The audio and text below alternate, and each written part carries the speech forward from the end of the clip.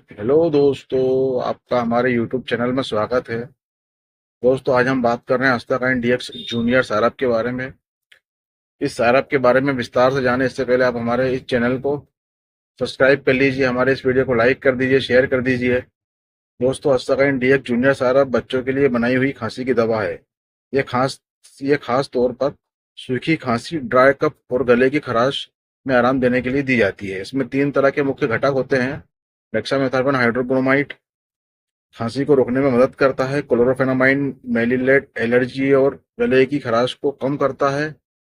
और फेनिलिफ्रिन हाइड्रोक्लोराइड बंद नाक खोलता है। दोस्तों, आप इसे किसी भी पेडियाट्रिशियन की सलाह से उपयोग में ले सकते हैं। Thank you.